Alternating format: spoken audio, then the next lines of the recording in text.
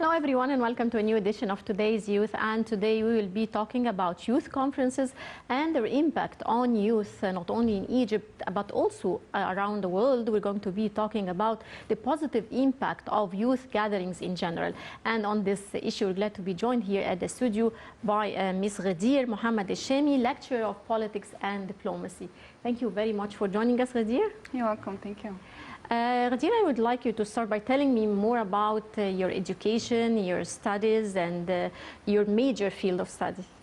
I studied political science and international relations. That was my major in the American University in Cairo. And I also studied political economy, psychology, and community development, but as minors. Right. Ghadir, a large number of youth conferences took place in Egypt recently, among which were some of them were international youth forums, and some of them were national youth conferences.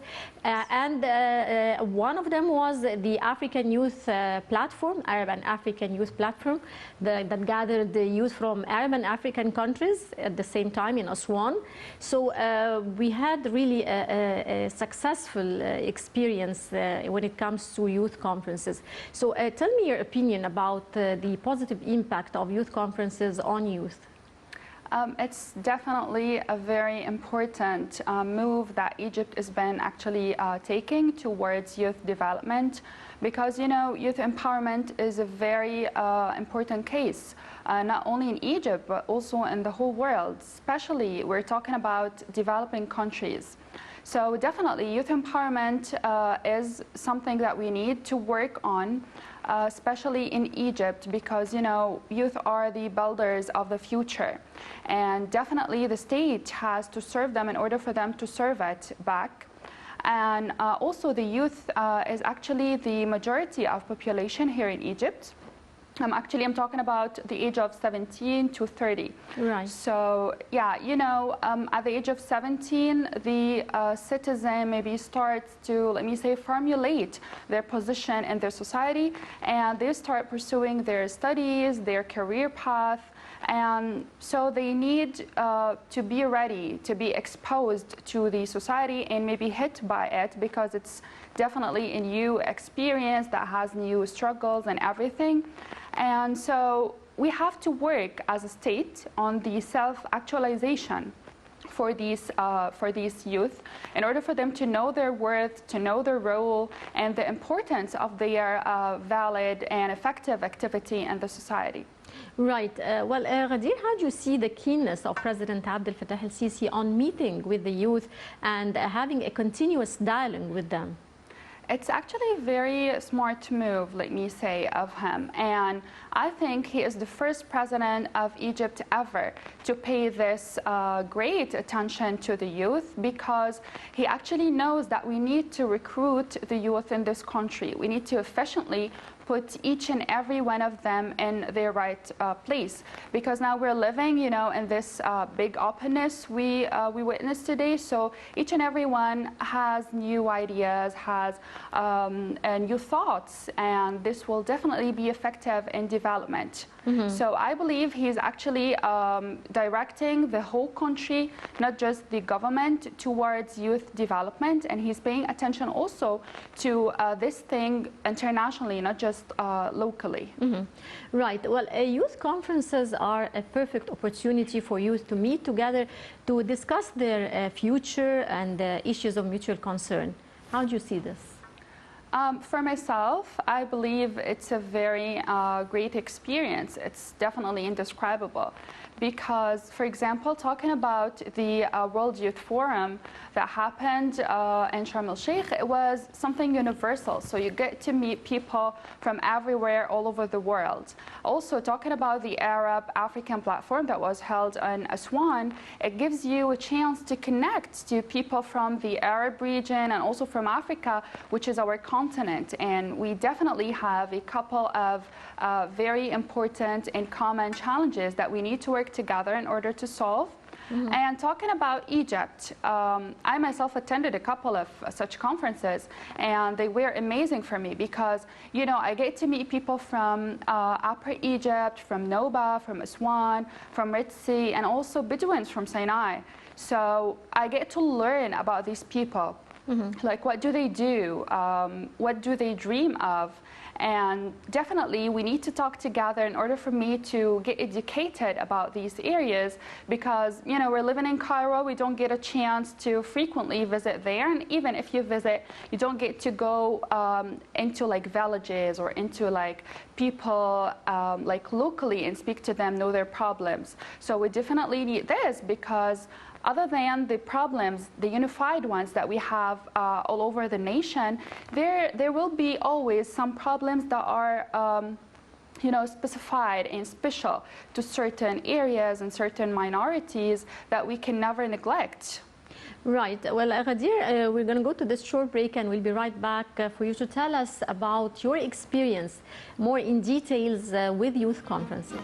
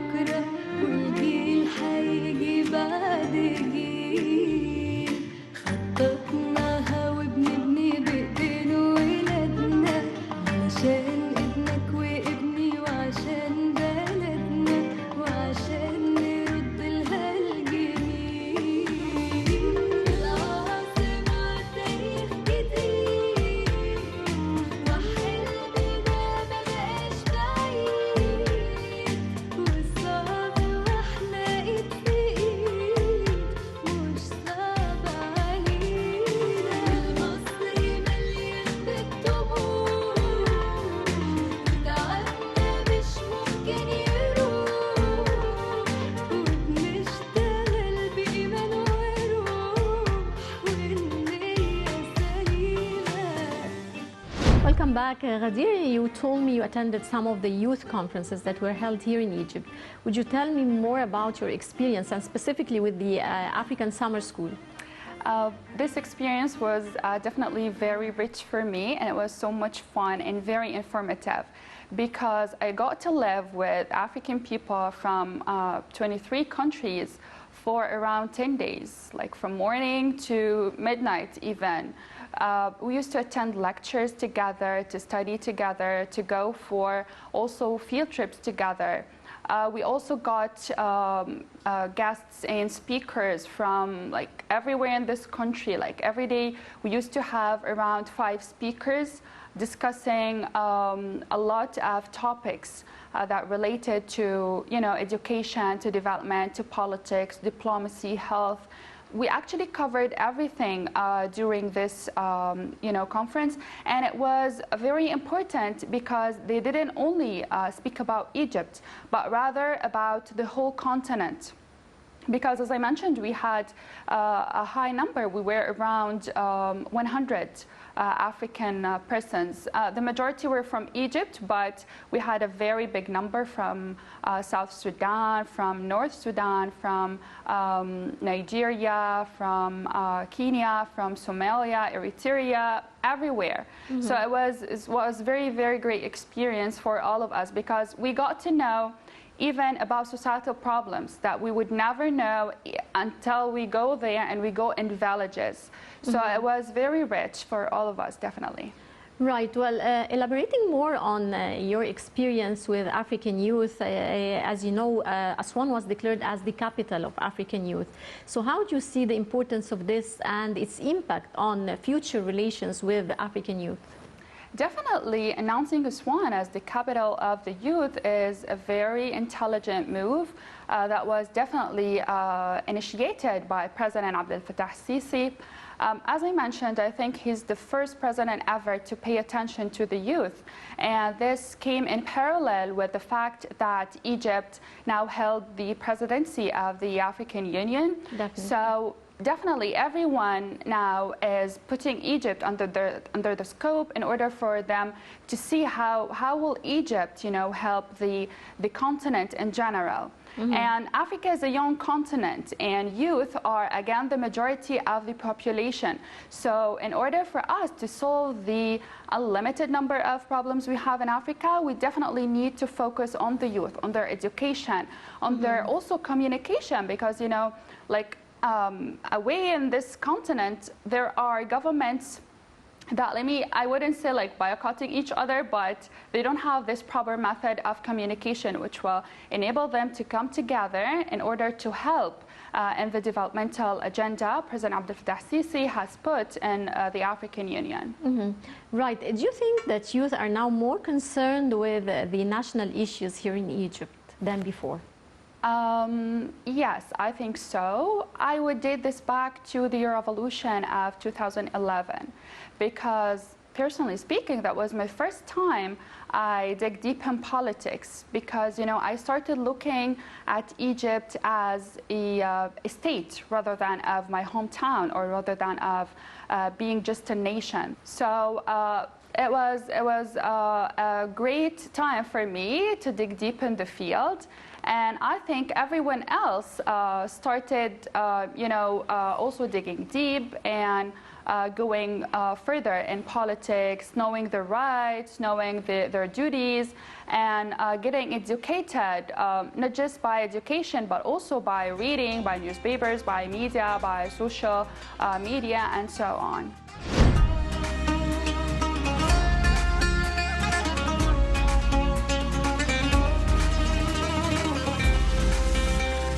Ensemble faisons la paix dans ce monde. Tous ensemble soyeux heureux dans ce monde. وتعالى السلام بلاقي دي فيها احباب متجمعين والليله متجمعين على الخير والحب في عيوننا يبان والليله ايوه ما فيش الوان من كل الدنيا جينا نقولها يلا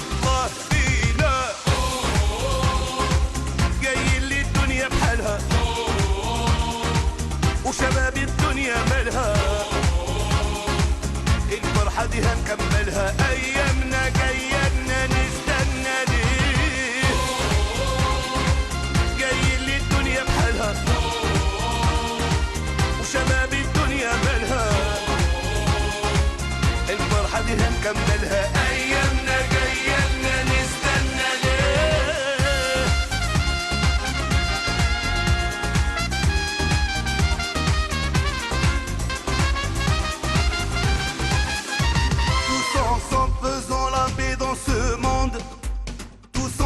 soyeux heureux dans ce monde. نتقابل هدفنا البحار شباب حقق أمانه ووحد الاتجاه. والليلة متجمعين على الخير والحب في عيوننا يبان. والليلة أيوة ما فيش ألوان من كل الدنيا جينا نقولها يلا بينا.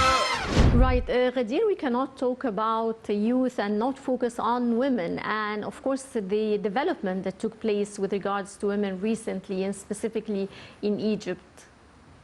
Actually, this was very, promising for the status of women in Egypt, because I think recently it's been improving.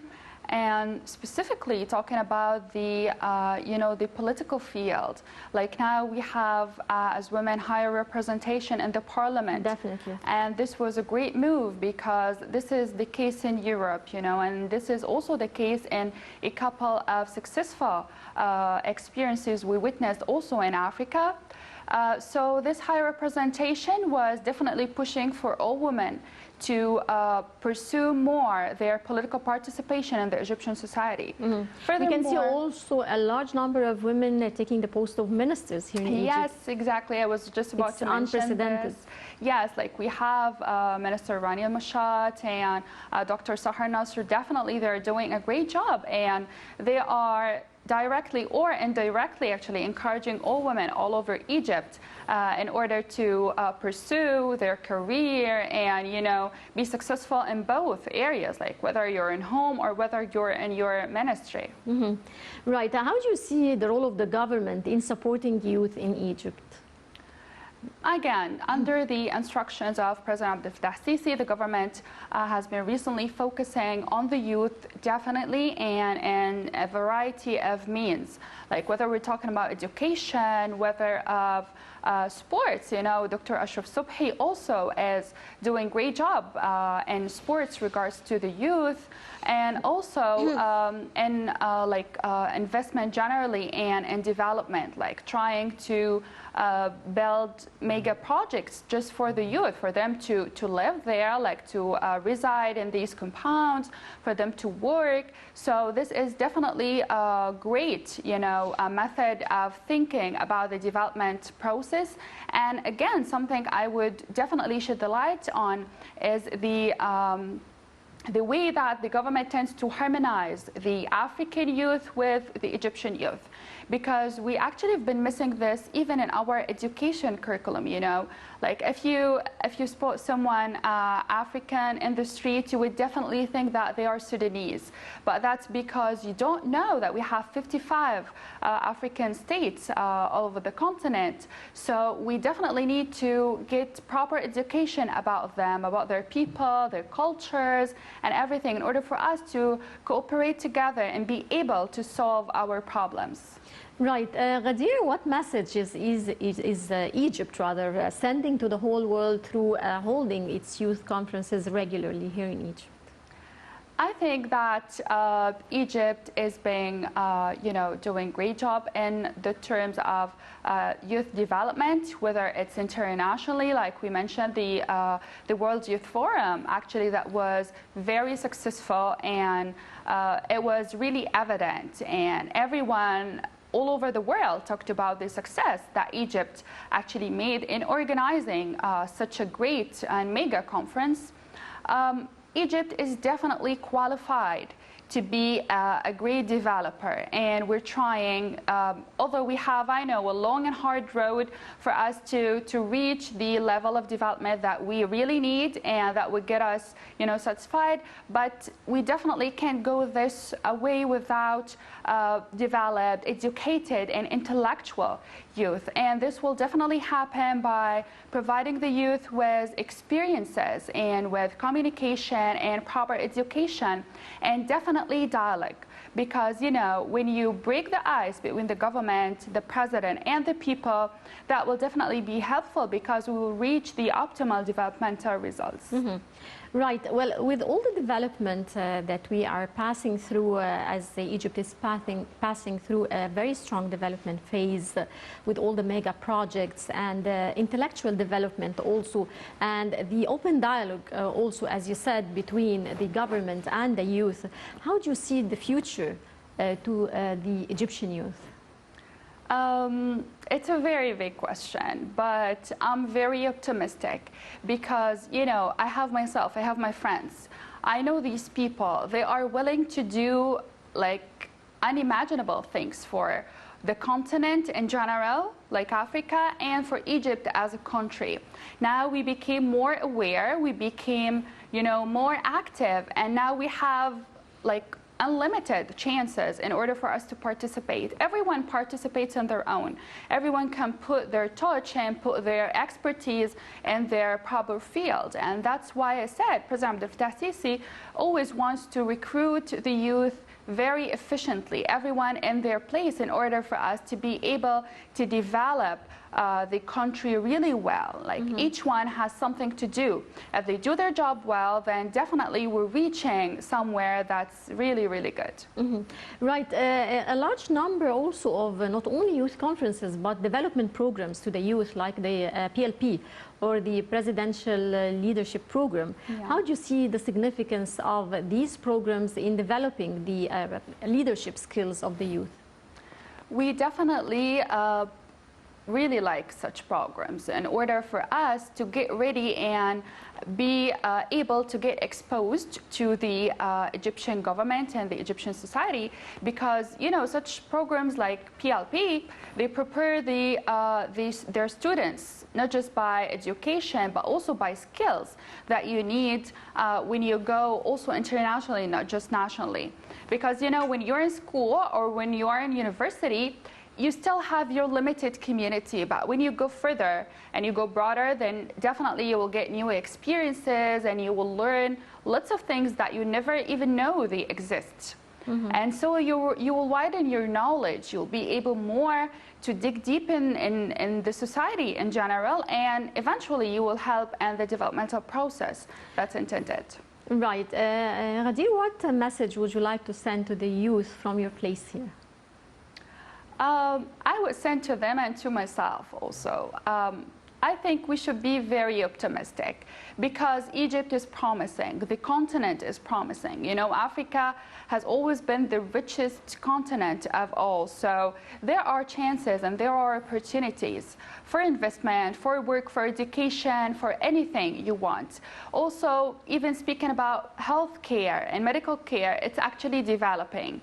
And the fact that Egypt now took the presidency of the African Union, so we definitely have a bigger influence than before. We've always known that Egypt is actually, the main building block in Africa, and it's actually the hometown of all African people, but still, now we have a bigger chance that we can show the world what we can do, and definitely this task cannot be done without intellectual youth who are actually capable of giving this country and giving this continent and also the whole world. Right. Well, Ghadir, thank you so much for joining us and all the best of luck. Thank you so much. And dear viewers, with this we come to the end of this edition of today's Youth. Many thanks for watching, and don't forget to join us next week, same time. Till then, goodbye.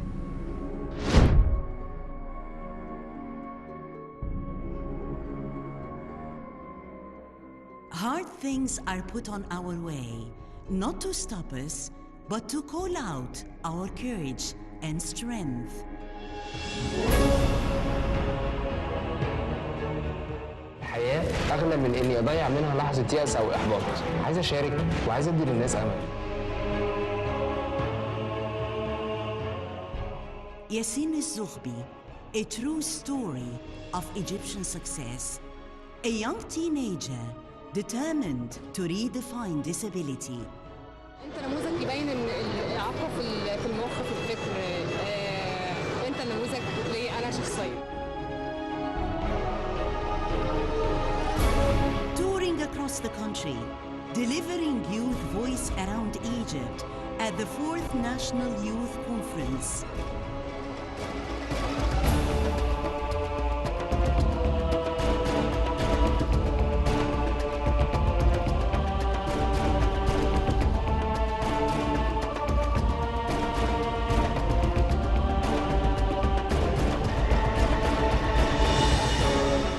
أسجل كل تقديري واحترامي ومحبتي ليك، وما افتكرش ان انا لوحدي اللي ممكن يكون شعوري كده تجاهك. انا بشكرك وسعيد بوجودك معانا.